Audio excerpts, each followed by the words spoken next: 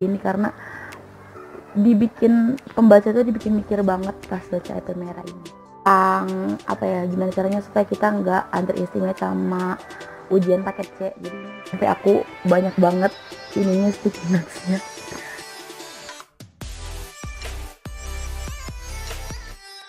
Terus selanjutnya ada buku dari penerbit Mizan Group, ada Crenshaw dan Nell dari penerbit Nora.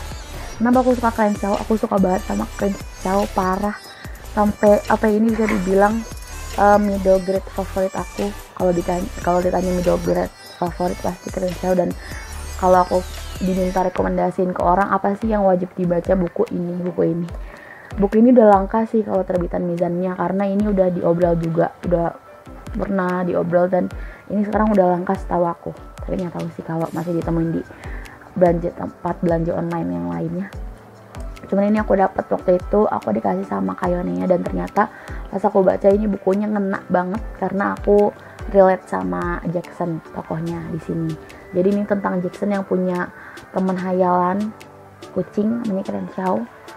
Aku relate sama kehidupannya Jackson di sini sih, benar-benar aku full nangis selama baca buku ini. Bahkan setelah aku selesai baca buku ini, seminggu setelahnya seminggu setelah aku baca buku ini, aku masih keinget-inget saking kerennya buku ini, ya ampun. Pokoknya ini kalau kalian nemu dan kalau kalian ada kesempatan buat baca, kalian harus baca Crenshaw. Terus selanjutnya ada True and Nell. True and Nell ini nyeritain kisah masa kecilnya penulis, siapa ya namanya aku lupa, pokoknya yang nulis To Kill Mockingbird sama Go Set a Watchman. Nah, nama penulisnya Harper Lee di sini ada. Nah, ini katanya cerita masa kecilnya dia sama temennya, True and Nell. Aku suka ini karena ini middle grade yang ngebahas anak-anak kecil yang seneng sama misteri-misteri gitu. Jadi mereka ngefans banget sama Sherlock Holmes kalau nggak salah. Jadi mereka suka cari-cari misteri-misteri buat dipecahkan gitu. Ini seru sih, makanya aku suka dan aku masukin ke favorit karena ini seru banget gitu.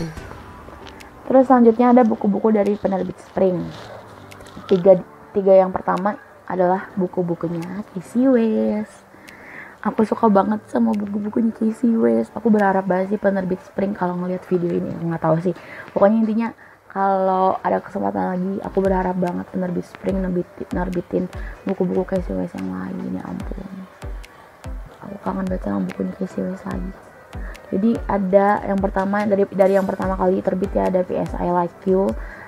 Ini pokoknya intinya kalau buku-bukunya Casey West itu romansnya tuh romans yang bener-bener bisa bikin diabetes saking manisnya. Bener-bener kalau kalian baca ini tuh kalian bisa kayak apa ya, guling-guling, teriak-teriak, bener-bener saking manisnya tuh.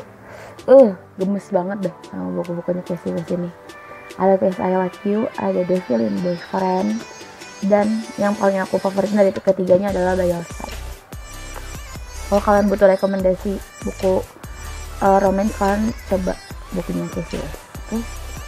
Terus selanjutnya ada Everything dan When People Meet Lucy. Ini dari Spring juga. Kenapa aku masih simpan buku ini? Karena aku suka banget sama covernya.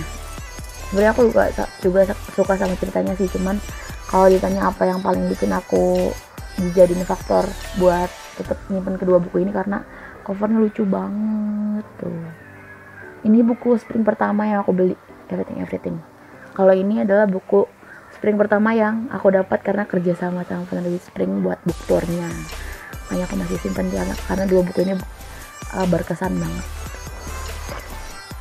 Terus selanjutnya ada buku Love Test karya Priska Primasari. Aku pernah baca ini dan aku belum sempet, atau bahkan kayaknya aku nggak bakal review karena padahal reviewnya udah aku simpen di notes deh.